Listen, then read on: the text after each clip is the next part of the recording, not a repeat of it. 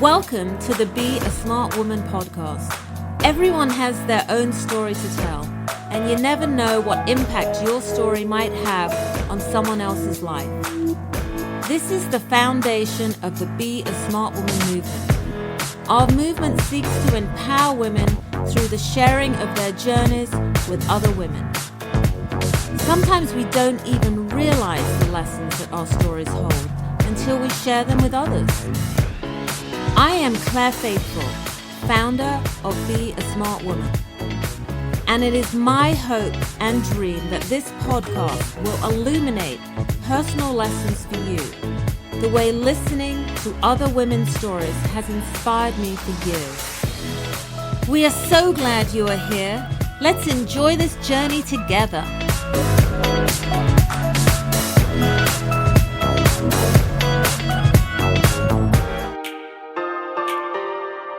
We have a great show today. We will be interviewing the wonderful Victoria Johnson. Victoria started her career journey as Special Agent of the Federal Bureau of Investigation and Assistant United States Attorney. This journey ultimately leads Victoria to recreate her career path and become a shaman, teacher, writer, and oriental medicine practitioner. Victoria leads workshops and groups to support you in healing your heart and following your true soul path in life. On our show today, Victoria will share what led her to choose a completely different career path and inspire us beautiful women that we can follow our dreams. As Victoria says, this is the time for the feminine, the divine feminine in each of us, to help lead the way back to life. Welcome to the Be a Smart Woman podcast. Hi, everyone. Hope you're all having a fabulous day. Well, today we have a wonderful guest, Victoria Johnson, and we're going to be talking about the divine feminine and what that means. So welcome, Victoria, to the show. Thank you, Claire. It's wonderful to be here. Yeah, I'm really happy you're here. Now, a little earlier on, Victoria was sharing with me a quote. And before we start really talking, I would love for her to read this quote to us because I found it very profound and I just feel like we all need to know it. So if you wouldn't mind, Victoria, that would be awesome. Sure, absolutely. This is a quote from Dr. Clarissa Pinkola Estes, author of Women Who Run with the Wolves, which is an amazing book, by the way. And this quote has a lot to say about these times and what we're really being called to. And I'm actually going to give you excerpts from a longer piece that Dr. Estes wrote. Do not lose heart. We are made for these times. We are needed. That is all we can know. Ours is not the task of fixing the entire world all at once, but of stretching out to mend the part of the world that is within our reach. Any small, calm thing that one soul can do to help another soul, to assist some portion of the poor, suffering world, will help immensely. It is not given to us to know which acts, or by whom, will cause the critical mass to tip toward an enduring good. That is a wonderful quote. Welcome to the show, Victoria. What a great way to start. Thank you. So can you give us a little bit of, maybe just a little bit of intro about what led you on your journey and why we are actually talking about the divine feminine, what your message is for us today? Sure. Well, many years ago, as a young woman, I was much more in my masculine. I was more geared toward achievement and more toward doing and studying. And I was working in a predominantly male career of law enforcement. I was an FBI agent and a federal prosecutor. And in those worlds, it was very much about me having to be in that place of the masculine a lot of the time. in order to be taken seriously and to have credibility. So I lived in that world for such a long time that my own body came out of balance. And I ended up eventually going to acupuncture and Chinese medicine to try to find that balance.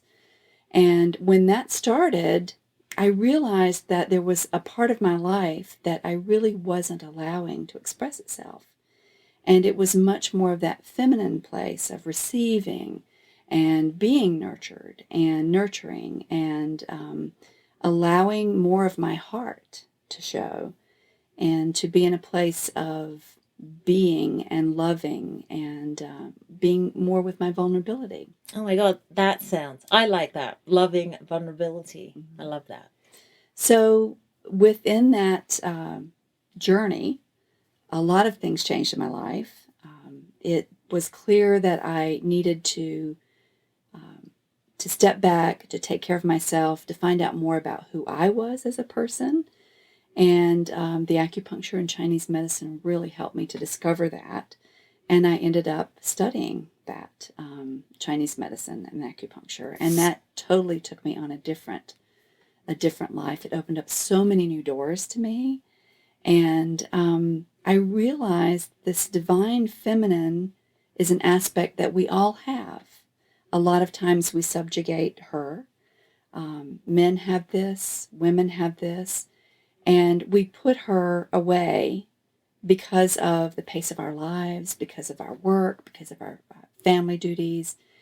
And when she comes out, she comes from such place of her own individual heart, a person's own individual heart, but also the world heart.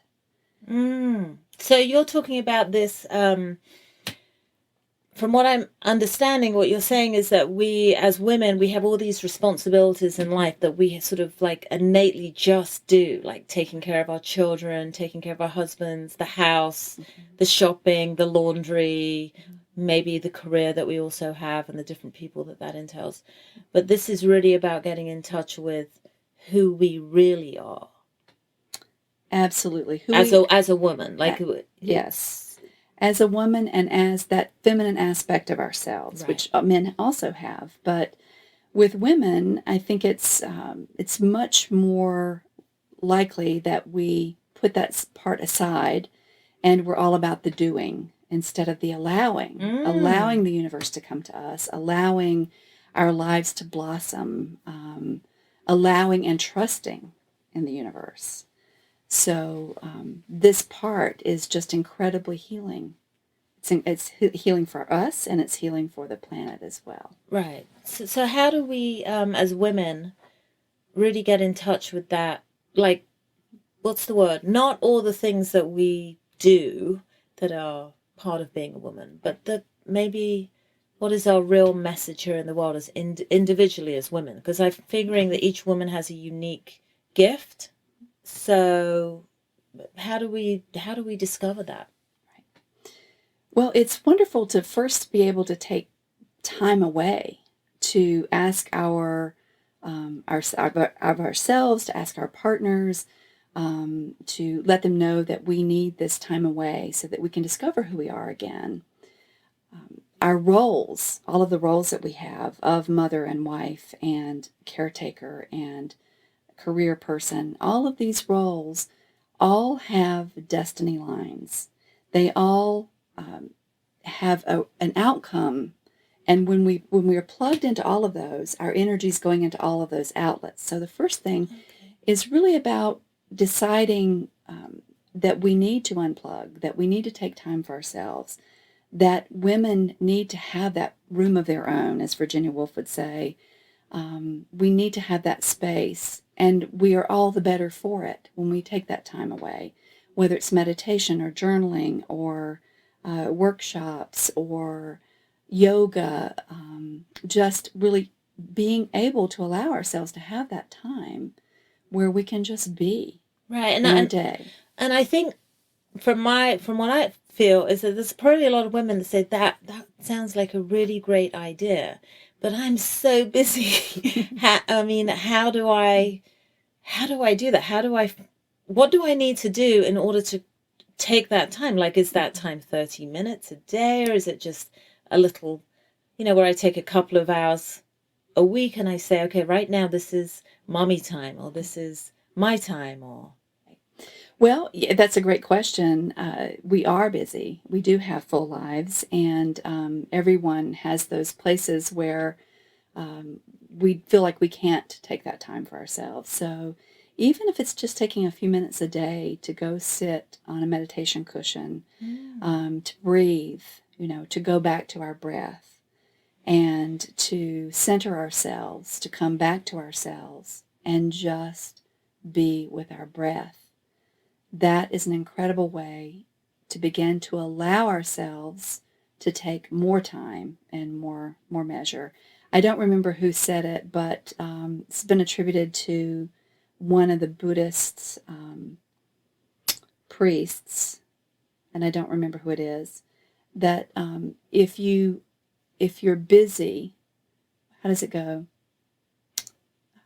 You should take time to meditate 10 minutes a day, and if you really don't have the time, take an hour. Oh, I love that. So I wish I could remember who said it, but it is so true.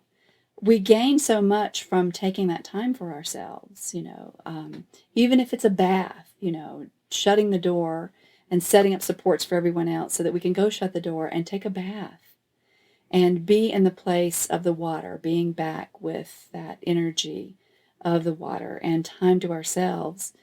Any little piece that we can offer ourselves leads us to take more time. It's like building a muscle, I think, sometimes. Okay.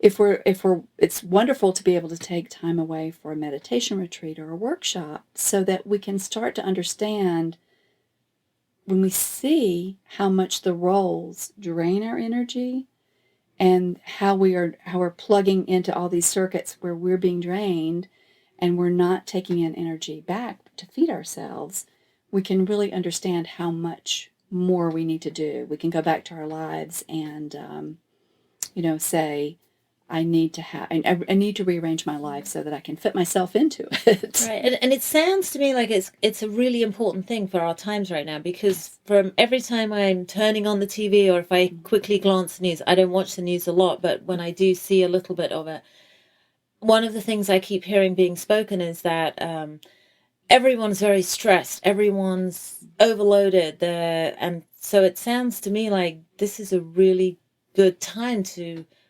take that 10 minutes. And sometimes Absolutely. I think you're right, 10 minutes, it doesn't seem like a long time, but just to stand still and do something simple just for yourself for 10 minutes Absolutely. could be an amazing training.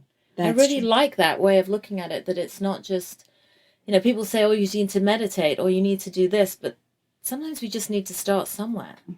So I'm wondering out there, who of you are willing to take the challenge and take 10 minutes a day just for yourself and see what that feels like? Yeah, so I love all your ideas about that. Now, is there anything more that you would share with us about being a divine feminine woman and what that looks like? To give us a little bit more insight. Sure. I think it also is lovely when we can create support systems for ourselves with other women who have that love in their hearts for women, and we can support one another in taking the time and taking time away. One of the things that I'm finding in my shamanic practice is that we're all caught in fight or flight, and we're all so revved up. Our adrenals are really overtaxed right now with a lot of things that are going on in the world. And we get wound up in that, and it causes sort of a cascade of chemicals in our body that affects our heart rate, affects our ability to really see and notice what's around us, our ability to sleep. And a lot of times when I'm working with people are caught in fight or flight that needs to be decoupled. And there are techniques for doing that that can be used with them. And then when we're back in our body, when we're back, it grounds us back into the Pachamama, to the Mother Earth, we can make really good decisions for ourselves. So it's like the gift that just keeps on giving. If we can find those places of stillness inside of us, and if we can come back to that place of the feminine, and in that to that queen that we are, to Right. allow ourselves to be given to and nurtured as well. Yeah, and I think I was just, as you were saying that, I was thinking how the divine feminine, it sounds, what's the word? A little bit maybe woo woo for some people out there. They'll be thinking, well, I'm a woman, but what's divine about me? Like that sense of self love, or how do we how do we know that we're in that place of really honoring ourselves as a feminine woman? Beautiful question. Well, I think in my life, if I can make an example or Yes, come to an example, absolutely. when I was in much more of the masculine place of my life, I feel that I really was only seeing myopically. I mean, it was about the goal. It was about being able to achieve that. It was about the work, all the work that had to be done. It was about the tasks on the list of things to do. It was about everything that was outside of me as Okay. opposed to what was inside of me. And when we are in that place of relaxing into the feminine, when we can do that, we create peace inside of ourselves. And that peace can flow from us out into the world. And one of the ways that we do it is to also achieve our or receive our own work, to be able to have some supports from someone who knows how to help us unwind all of those cords from all of those roles, Right. so that we can come back into our center and be in that place. It's really part of our psyche. There's an aspect that's a divine feminine, and there's an aspect that's the masculine. And when we are in balance, it's really about having both of those. But many of us are so overwhelmed with one side of it that it takes a while. We really need to focus on the feminine to bring it back. We need to have that place of honoring inside of us for all things feminine, like Right. the earth, for example. No, I know Mother Yeah. Earth. Yes. And that's I think you're right. It's interesting because I feel like as human beings right now, there's a lot of disconnect between us as humans and the earth and how we take care of the earth. And so I feel like this is a very important topic for us as women to have, really. It's about how can we become the nurturers again without, I think, can we not have it all? Can we have our career and be the nurturers for ourselves and for the world and for our families? I guess it starts with family first, ourselves, then our family, and then it spreads out into the world. Right. I think there's a part of it is to ask for support for ourselves as well, because we tend to forget ourselves and we Okay, don't put that's a ourselves on key the thing. We list. do forget ourselves. We do, we Okay. do. And with the earth, there's she's been so, we talk about her, and what I do is with the lineage that I work with as she, the mother is such a commodity.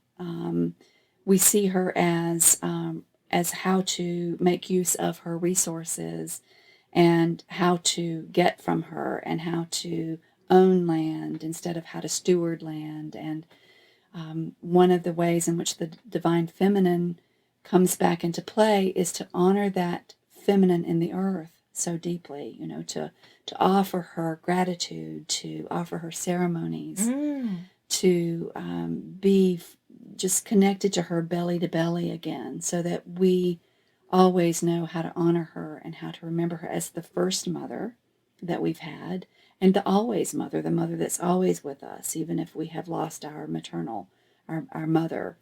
Um, she is abiding, and to represent, or to remember to represent her when we're in our day, to make daily choices about how can we best steward her. What is best for her is also best for us in the long run. Right, because I feel Yeah. that everything is I don't know if this is the correct word, but I want to say holographic. So in other words, how we respond to the world is kind of what we then manifest for ourselves. And I'm learning about that and understanding it. So I would imagine if we are kinder and more aware of Mother Earth, that it is the planet to me is a living entity. It's and I think sometimes we forget that. This is true. I think being with the shamans that I've worked with in Peru is so magical to me because they are in spirit all of the time. They're always aware of their connection to the earth, and they're always aware of how to better serve her. And there are times when I've been traveling with Don Francisco, who is one of the teachers I've worked with, that, I've been on an airplane with him to Hawaii. And the first thing that we do when we land at the retreat where we're doing the retreat center where we're doing our retreat is that we get off the plane and we immediately go to the ocean and we have ceremony. He is besotted with the mother. He sees her as this beautiful goddess in a way, this Gaia goddess. And it's such a joy to be with him because you see what's possible from that love. These ceremonies are very powerful. And when we give that love to her in ceremony, she gives it back to us. So we're in Aini with her, which is right relationship. And so, that honoring is a really beautiful part of our connection to the feminine earth and also to the feminine inside of us. Oh, so I'm seeing something here, a little pattern here so it's almost like if we are honoring the divine feminine in us, we will be honoring the divine feminine of the earth and nature around us.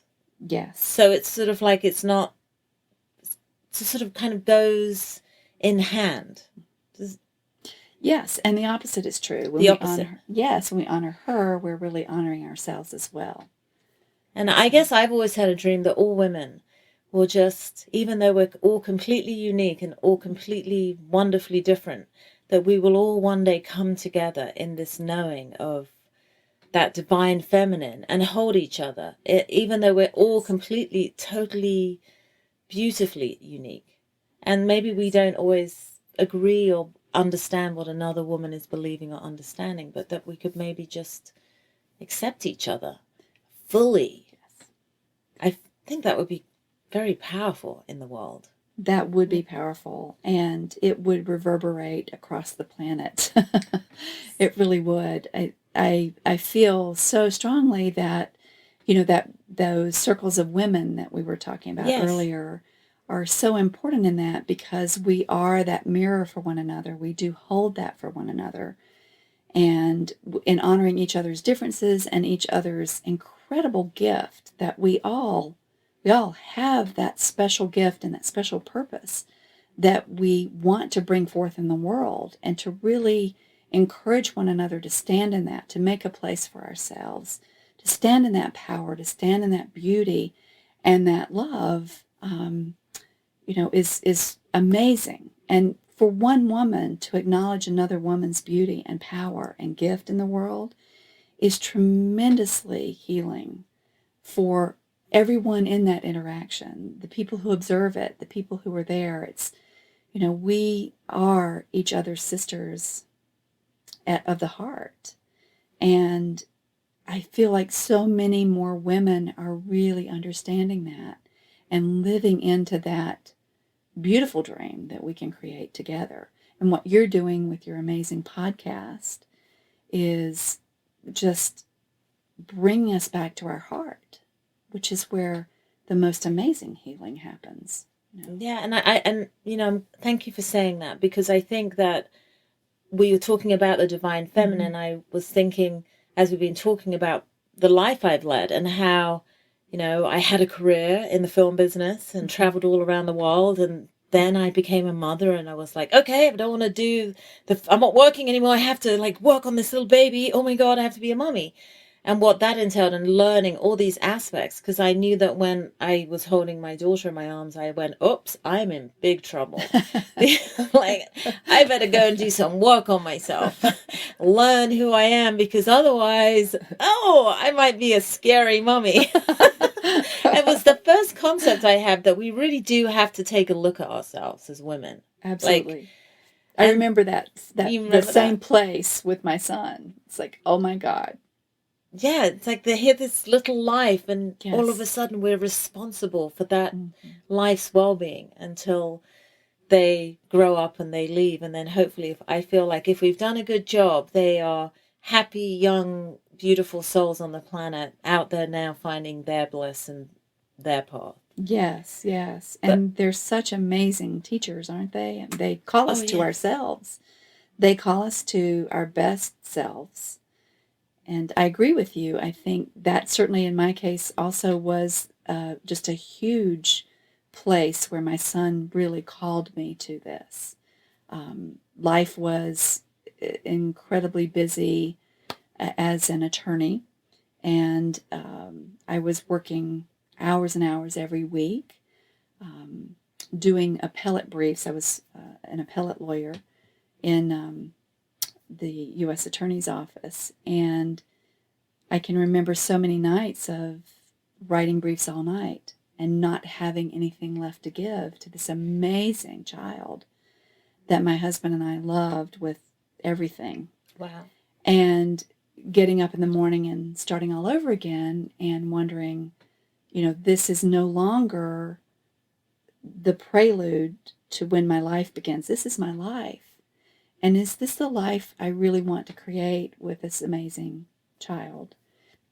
So it really led to my eventually leaving the practice of law and studying acupuncture and Chinese medicine and working on myself because there was some stuff to work on. Yeah, I know, and I think there is something for us ladies out there that we do need to sometimes take a little look inside about, are we really walking our path? What makes us angry? Why do we feel these emotions? Or, what kind of people do we have in our lives and what's going on? Anyway, but that's all for another day. But I was just feeling that, like after Laura left college and I held on to the end, she just said, Mom, your job is done. You've done a wonderful job. I love and adore you. But now it's time for you. So what are you going to do? You should go back and be a makeup artist, Mom, because that's what you did. And I was like, no, I don't want to do that. I did that. That was fun. But now it's all changed anyway. I'd probably have to go back to school. And that is what ultimately, through a sea of different events and me praying to the universe to guide me, ended up that doing a podcast was what I was called to do, really. And I would say about 10 months ago, I didn't even know what a podcast was. Don't laugh, everyone, but I really didn't know what a podcast was. So, and here we are. Well, you're definitely in your medicine, in your element, and I'm so glad you followed that instinct. Yeah, but I think that what I'm realizing is in life, it's a journey. Mm-hmm. And I think the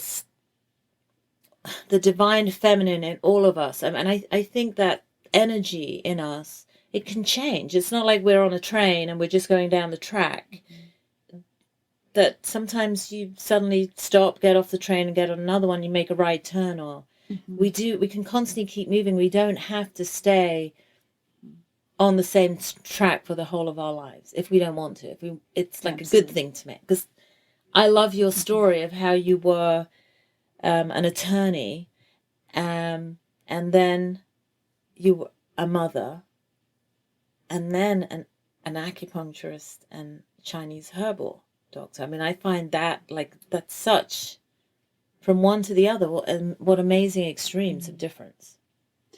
Well, there's a thread that runs throughout it, and I think that instinct for investigation that was there in the FBI and as a federal prosecutor is still there with what I do now. There's a desire to know why things are the way they are, a desire to be of service, because my initial instincts in going to law school were about possibly, becoming a VISTA attorney, which was like the Peace Corps. Oh. So going into it with a desire to make a difference in the world, and then through the process of being in it and being with it for 10 years or more, I realized I could make a difference. I would have more pleasure in making a difference outside of the law. And so that really, it led me, my own need for the healing led me to become a healer. Right. So it's sort of like your path just has taken on this perfect journey. And now here we are doing a podcast and inspiring many women that I think we can follow our dreams and we can follow that path.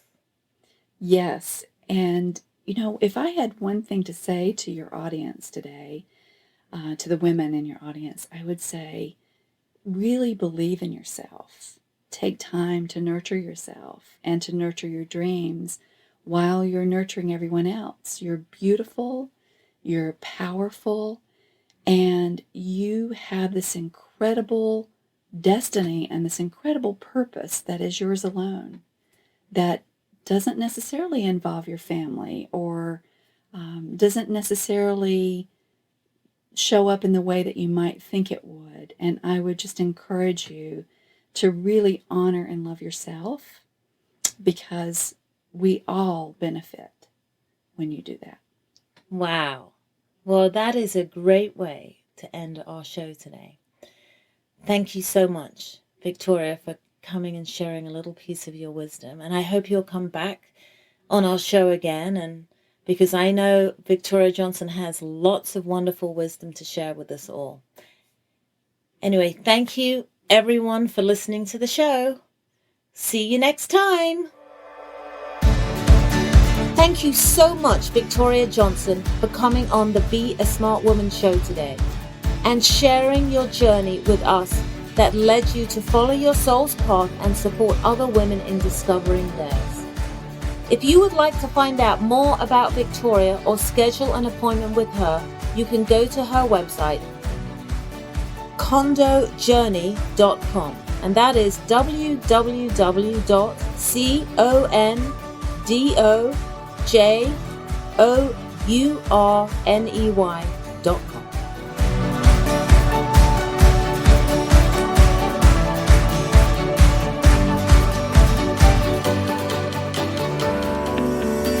That wraps up our Be a Smart Woman podcast for today.